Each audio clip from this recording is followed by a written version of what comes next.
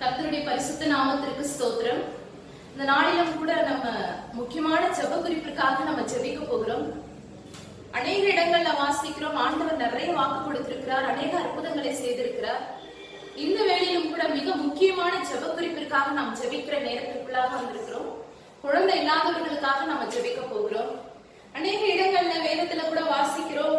சங்கீதம், முக்கியமாக சங்கீதம் 113 அதிகாரம் 9வது வசனத்துல வாசிக்கிறோம், மலடியை சந்தோஷமான பிள்ளை தாய்ச்சியாக்கி வீட்டிலே குடியிருக்க பண்ணுகிறார் என்று வாசிக்கிறோம். ஆண்டவர் மலடியை சந்தோஷமான பிள்ளை தாய்ச்சியாக்குகிற தேவனா இருக்கிறார்.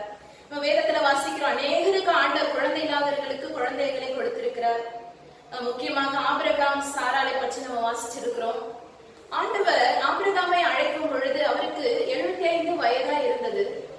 ஆண்டவர் சொல்றாரு, அந்த வேலையில ஆபிரகாமுக்கும் சாராளுக்கும் குழந்தையே இல்லை. ஆனா ஆண்டவர் சொல்றாரு, ஆதியாகமம் 12ஆம் அதிகாரத்துல நான் வாசிக்கிற 1வது அதிகாரம் 1வது வசனம், 12ஆம் அதிகாரம் 1வது வசனம், ஆதியாகமம். கர்த்தர் ஆபிரகாமை நோக்கி, நீ உன் தேசத்தையும் உன் இனத்தையும் உன் தகப்பனுடைய வீட்டையும் விட்டு புறப்பட்டு நான் உனக்கு காண்பிக்கும் தேசத்துக்கு போ. நான் உன்னை பெரிய ஜாதியாக்கி உன்னை ஆசீர்வதித்து உன் பேரை பெருமைப்படுத்துவேன். நீ ஆசீர்வாதமாய் இருப்பாய் என்று ஆண்டவர் வாக்கு கொடுக்கிறார். ஆனா அந்த வேலையில ஆபிரகாமுக்கும் சாராளுக்கும் குழந்தையே இல்ல. ஆனா ஆண்டவர் சொல்றாரு, நான் உங்க பெரிய ஜாதியா மாத்துவேன் அப்படின்னு சொல்றாரு. எப்படி மாத்துவாரு? அவர் தனிமையா இருக்கிறாரு, இனத்தையும் தேசத்தையும் விட்டு வெளியவான்னு சொல்றாரு. எப்படி ஆண்டவர் பெரிய ஜாதி ஆக்க முடியும்? அந்த வேலையில கூட ஆபிரகாம் என்ன பண்ணாரு? ஆண்டவரை விசுவாசித்தார். அதனாலதான் நம்ம வேதத்துல வாசிக்கிறோம், ஆபிரகாம் விசுவாசத்தின் தகப்பனா இருக்கிறார் அப்படின்னு சொல்லி வாசிக்கிறோம். ஆண்டவர் சொன்னாரு, 12வது அதிகாரத்துல சொல்லிட்டாரு, நீ உன் இனத்தையும் உன் தேசத்தையும் விட்டு வெளியே வா, உன்னை நான் பெரிய ஜாதி ஆக்குவேன் அப்படின்னு சொல்லி ஆண்டவர் சொல்றாரு. அந்த வேலையில அவருக்கு குழந்தை இல்லை, ஆனாலும் அதை அவர் விசுவாசிக்கிறார். தேவனால முடியும், தேவனால கூடாத காரியம் ஒன்றுமே இல்லை. உங்களுக்கு கூட ஆண்டவர் ஒரு வேளை வாக்கு கொடுத்திருப்பார். ஆண்டவர் வாக்கு கொடுத்தால் அதை செய்கிற தேவனா இருக்கிறார். நம்ம விசுவாசிக்கும் பொழுது நிச்சயமா ஆண்டவர் பெரிய காரியங்களை செய்வார். இல்லாதவைகளை இருக்கிறவைகளை போல அழைக்கிற தேவனாய் நம் தேவன் இருக்கிறார். இந்த காலை வேலையிலும் கூட, இந்த வேலையிலும் கூட ஆபிரகாமுக்கு சொன்னேன் அதே வசனத்தை, அதே வாக்கு தத்தத்தை ஆண்டவர் உங்களை பார்த்து சொல்றாரு, உன்னை நான் பெரிய ஜாதி ஆக்குவேன். எப்படி ஆண்டவரே ஆக்க முடியும்? எனக்கு குழந்தையே இல்லையா ஆண்டவரே, டாக்டர்கள்லாம் கைவிட்டுட்டாங்களே ஆண்டவரே அப்படின்னு சொல்லி நம்ம வருத்தப்பட்டு இருக்கலாம். ஆனால் மனுஷனால கூடாதவை தேவனால கூடும். மனுஷனால் எது முடியாதோ அது ஆண்டவரால கூடும். ஏன்னா அவர் சர்வத்தையும் படைத்த தேவனா இருக்கிறார். செங்கடலையும் 2ஆய் பிளந்த தேவன், மரித்து 3வது நாள் உயிரோடு எழுந்த தகப்பனா இருக்கிறார். ஒருவேளை கர்ப்பத்துல பிரச்சனையா இருக்கலாம், இனிமே இது நடக்கவே நடக்காது, குழந்தை பிறக்கிறதுக்கான அறிகுறியே இல்லை அப்படின்னு சொல்லி மருத்துவர்களால கைவிடப்பட்ட நிலைமையில இருக்கலாம். ஆனா ஆண்டவரால அற்புதத்தை செய்து காமிக்க முடியும். நம்ம ஆண்டவர் வாக்கு கொடுத்துட்டாரு. 12வது அதிகாரத்துல 75 வயதுல வாக்கு கொடுத்தார். ஆபிரகாமும் சாராளும் காத்திருக்கிறாங்க. ஆபிரகாம் எத்தனை வயசு வரைக்கும் காத்திருக்கிறாரு? வேதத்துல வாசிக்கிறோம் இல்லையா, ஆண்டவர் 75 வயதுல ஆபிரகாமுக்கு வாக்கு கொடுத்திருக்கிறார். நான் உன்னை பெரிய ஜாதியா மாத்து அப்படின்னு சொல்லிட்டாரு. ஆனா எப்போ அதை நிறைவேற்றினார்னா 100 வயதுல தான் அதை நிறைவேற்றுகிறத நம்ம பாக்குறோம். 25 வருடம் ஆபிரகாம் காத்திருந்தார். அதுக்கப்புறம் ஆண்டவருடைய வாக்கு நிறைவேறினது. ஈசாக்கை தேவன் கொடுத்தார், பெரிய ஜாதியாய் மாற்றினார். நம்ம கூட ஆபிரகாமின் சந்ததி என்றுதான் அழைக்கப்படுகிறோம். வேதத்துல வாசிக்கிறோம் இல்லையா, ஆபிரகாம் விசுவாசத்தின் தகப்பனா இருந்தது போல இந்த வேளையில ஒருவேளை உங்களுக்கு குழந்தை இல்லையேன்னு சொல்லி நீங்க கண்ணீரோடு இருக்கலாம். மருத்துவர்களால கைவிடப்பட்ட நிலைமையில இருக்கலாம், மனுஷர்களால நிந்திக்கப்பட்ட நிலைமையில இருக்கலாம். ஆனா ஆண்டவர் சொல்கிறார், என்னால செய்யக்கூடாத அதிசயமான காரியம் ஒன்று உண்டோ என்று ஆண்டவர் நம்மளை பார்த்து கேட்கிறாரு. நம்ம நிச்சயமா ஜெபிக்கும் பொழுது, விசுவாசத்தோடு ஜெபிக்கும் பொழுது ஆண்டவர் நமக்கும் உங்களுக்கும் அற்புதத்தை செய்கிற தேவனா இருக்கிறார். ஒருவேளை குழந்தை இல்லாம நீங்க கூட இந்த காரியத்துல ரொம்ப மனம் உடைந்து இதெல்லாம் நடக்குமா, மருத்துவர்களால கைவிடப்பட்டுட்டுமே அப்படின்னு சொல்லி மனுஷர்களால கைவிடப்பட்ட நிலைமையில இருக்கலாம். ஆனா இப்பொழுது கூட நம்ம ஜெபிக்க போறோம். நிச்சயமா ஆண்டவர் பெரிய காரியங்களை செய்து சாட்சியை நிறுத்துவார். எப்படி ஆபிரகாமை விசுவாசத்தின் தந்தையாக உயர்த்தினாரோ, ஈசாக்கை கொடுத்தாரோ, பெரிய ஜாதியாய் அவர் கொடுத்த வாக்கு தத்தத்தை நிறைவேற்றினாரோ, உங்களுக்கு என்னென்ன வாக்கு கொடுத்திருக்கிறார் அத்தனை அவர் நிறைவேற்றுவார். கண்களை மூடி நம்ம ஜெபிக்கலாம். ஆண்டவரை நோக்கி நம்ம பார்க்கும் பொழுது ஆண்டவர் பெரிய காரியங்களை செய்வார். மகா பரிசுத்தமுள்ள எங்கள் நல்ல தகப்பனே, இந்த வேளையிலும் நன்றியோடு ஸ்தோத்திரிக்கிறோம் ராஜா. ஆண்டவரே, இந்த நாளிலும் கூட ஆண்டவரை நாங்கள் தியானித்த ஆண்டவரே ஆபிரகாமை பற்றி எசப்பா எங்களுக்காக ஆண்டவரே விசுவாசத்தின் தகப்பனா எங்களுக்கு ஆபிரகாமை கொடுத்திருக்கிறேன். ஆண்டவரே அப்படிப்பட்ட விசுவாசத்தை ஆண்டவரே நீர் வைக்கும்படியாய் ஜெபிக்கிறோம். ஆண்டவரே இந்த நேரத்திலும் கூட ஜெபித்துக் கொண்டிருக்கிற ஒவ்வொரு பிள்ளைகளின் மீது உங்க வல்லமை கடந்து செல்லுபடியாய் ஜெபிக்கிறோம் ஆண்டவரே.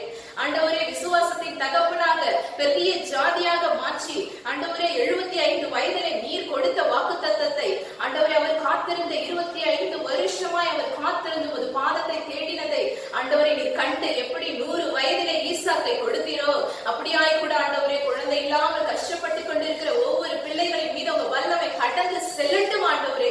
கர்ப்பத்தின் மீது உங்க வல்லமை இறங்கும்படியாய் ஜெபிக்கிறோம் ஆண்டவரே. எப்படி அண்ணாளுக்கு ஆண்டவரே சாமுவேலை கொடுத்தீரோ ராஜா, அப்படியாய் கூட ஆண்டவரே சாராளுக்கு ஈசாய்க்கு கொடுத்தீரோ ராஜா.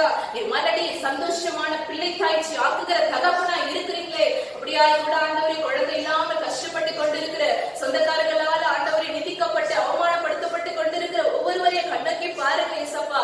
வழியே இல்லாத இடங்களில நீர் வழியை உண்டு பண்ணுகிறவர் ஆண்டவரே. ஆண்டவரே அந்த கர்ப்பத்தின் மீது உங்க வல்லமை இறங்கட்டும் ஆண்டவரே. உங்க சுகம் அளிக்கிற உங்க ஆணி பாய்ந்த கரத்தை வைங்க ஆண்டவரே. மருத்துவர்களான கைவிடப்பட்டிருந்தாலும் மேலான பரம வைத்தியராக நீர் இருக்கிறீர் ஏசப்பா. அற்புதத்தை செய்யுங்க ஆண்டவரே. ஆண்டவரே அற்புதத்தினால நிரப்புங்க ஏசப்பா. ஆண்டவரே வல்லமை கடந்து செல்லட்டும் ஆண்டவரே. குழந்தை தாரும் ஆண்டவரே, ஆசீர்வதிக்கப்பட்ட குழந்தை கொடுங்க ஏசப்பா. நீர் இல்லாதவைகளை இருக்கிறவைகளை போல அழைக்கிற தகப்பனா இருக்கிறீங்களே ஆண்டவரே. இல்லாத இடங்களிலே ஆண்டவரே நீர் இருக்கிறவைகளை ஆண்டவரே வைக்கிற தேவன் ஏசப்பா. அப்படியாய் அற்புதங்களை செய்யுங்க, அற்புதங்களை செய்யுங்க ராஜா. அற்புதத்தின் தேவனே அற்புதங்களை செய்யுங்க ஏசப்பா. மரித்தேன் இதோ சதா காலங்களில் உயிரோடு இருக்கிறேன்னு சொல்லியிருக்கிறீங்களே. இந்த நிகழ்ச்சி ஆண்டவரே இப்பொழுது அப்பா ஜெபித்துக் கொண்டிருக்கிற ஒவ்வொருவர் மீது ஆண்டவரை குழந்தை இல்லாதவர்களுடைய கர்ப்பத்தின் மீது உங்க வல்லமை இறங்கட்டும். இயற்கைக்கு அப்பாற்பட்ட விதத்துல அற்புதங்களை செய்யுங்க. எங்கெல்லாம் வெட்கப்பட்டார்கள் அங்கெல்லாம் ஆண்டவரே அப்பா உயர்த்துங்க. வெட்கத்திற்கு பதிலாக இரட்டத்தனையான பலனை கொடுங்க, இரட்டிப்பான நன்மையை கொடுங்க ஏசப்பா. ஆசீர்வதிக்கப்பட்ட குழந்தையை கொடுங்க ஏசப்பா. ஆண்டவரே உம்மால மட்டும்தான் அற்புதங்களை செய்ய முடியும். ஒருவேளை மருத்துவர்களால் ஆண்டவரை கைவிடப்பட்ட நிலைமையில இருக்கலாம் ஆண்டவரே. ஆண்டவரே ஒண்ணுமே இதுக்கு மேல நடக்காது. கர்ப்பம் செத்த நிலையில இருந்த சாராளை ஆண்டவரே அப்பா ஈசாக்கை பெரும்படியா இந்த தேசத்துல உயர்த்தினீரே. அப்படியாய் கூட கர்ப்பம் செத்த நிலையில உயிரற்ற நிலையில இதுக்கு மேல அற்புதம் நடக்காது என்று ஏசப்பா எல்லாரால கைவிடப்பட்ட நிலைமையில இருக்கிறவர்களின் மீது உங்க வல்லமை இறங்கும்படியாய் ஜெபிக்கிறோம். இறங்கட்டும் இறங்கட்டும் இறங்கட்டும் ஏசப்பா. சமீபத்திற்கு மாத்திரமல்ல தூரத்திற்கும் தேவனாய் இருக்கிறீங்களே. இந்த கர்ப்பத்தின் மீது உங்க வல்லமை இறங்கட்டும் ஆண்டவரே. கணவன் மனைவிக்குள்ள ஆண்டவரே ஏசப்பா ஆண்டவரே எந்த சரீர உறுப்புகள்ல பாதிக்கப்பட்டிருக்கிறார்களோ அவங்கெல்லாம் உங்க வல்லமை இறங்கட்டும் ஆண்டவரே. நீ சர்வ சிருஷ்டிக்கும் எஜமானர் ஆண்டவரே. நீரே உலகத்தை உண்டாக்கினவர், நீரே மனுஷனை உண்டாக்கின தகப்பனா இருக்கிறீங்க ஏசப்பா. அப்படியாய் கூட ஆண்டவரே எங்கெல்லாம் ஆண்டவரே அப்பா செத்து போன நிலைமை இருக்கிறார்களோ அவங்கெல்லாம் உயிர் அடையட்டும் ஆண்டவரே. உயிர் அடைய பண்ணுவீராக. உயிரற்ற எலும்புகளே அப்பா நீர் உயிரடைய பண்ணுவீராக. கர்ப்பத்தின் மீது வல்லமை இறங்கட்டும், வயிற்றின் மீது வல்லமை இறங்கட்டும் ஏசப்பா. ஒருவேளை ஆண்டவரே எனக்கு வயசாயிடுச்சு, இதுக்கு மேல நடக்குமா, இதுக்கு மேல எப்படி அற்புதம் நடக்கும்னு சொல்லி ஆண்டவரே விசுவாசத்தை இழந்து ஆண்டவரே ஒன்றுமே இல்லை இதுக்கு மேல நடக்காது என்று ஆண்டவரே பாதிக்கப்பட்டு கண்ணீரோடு கலங்கி கொண்டிருக்கிற ஒவ்வொரு ஆண்டவரே ஸ்திரீகளின் மீதும் ஆண்டவரே வல்லமை இறங்கட்டும் ஆண்டவரே, இறங்கட்டும் ஆண்டவரே. பயப்படாதே, நான் உனக்கு துணை இருக்கிறேன் என்ற வேத வசனத்தின்படியாய் நீங்க துணையாயிருங்க. பயப்படாதுன்னு சொல்லுங்க ஆண்டவரே. ஆண்டவரே அப்பாற்பட்ட இயற்கைக்கு அப்பாற்பட்ட அற்புதங்களை அடையாளங்களை நீ செய்கிறீர். அதற்காக நன்றி செலுத்துகிறோம் ஆண்டவரே. நன்றி ராஜா, நன்றி. நீ என்னால் மறக்கப்படுவது இல்லை என்ற வேத வசனத்தின்படியாய் ஆண்டவரே ஏசப்பா யாரெல்லாம் ஆண்டவரே எனக்கு உதவி செய்ய யாருமே இல்லையே, எல்லாரும் மறந்துட்டாங்களே, குழந்தை எல்லாம் என்னை வெட்கப்படுத்துறாங்களே ஐயோன்னு சொல்லி கண்ணீரோடு காத்து கொண்டிருக்கிற ஒவ்வொரு பிள்ளைகளின் மீது உங்க வல்லமை இறங்கி அற்புதங்களை செய்து கொண்டிருக்கிறதுக்காக நன்றியோடு ஸ்தோத்திரிக்கிறோம். பெரிய காரியங்களை செய்கிறீரே, நன்றியோடு துதிக்கிறோம் ராஜா.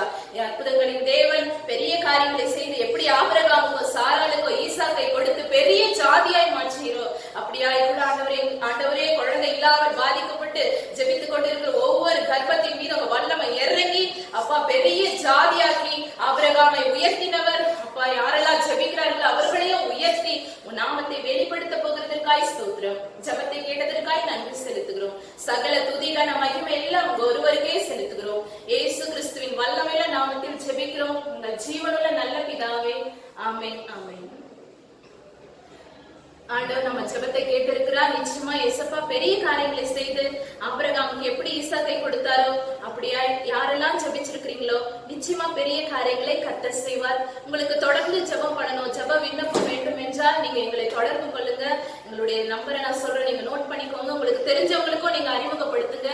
08754054789. இன்னொரு நம்பரும் நோட் பண்ணிக்கோங்க, 09677486631. இன்னொரு முறை நான் சொல்றேன், உங்களுக்கு தெரிஞ்சவங்களுக்கும் நீங்க அறிமுகப்படுத்துங்க. நிறைய பேர் யாரெல்லாம் நம்மளுக்கு ஜெபம் பண்ணுவாங்க, யாரு ஜெபிப்பாங்கன்னு கலங்கி கொண்டு இருக்கிறாங்க. அவங்களுக்கு இந்த நம்பரை நீங்க அறிமுகப்படுத்துங்க. 08754054789, 09677486631. Thank you.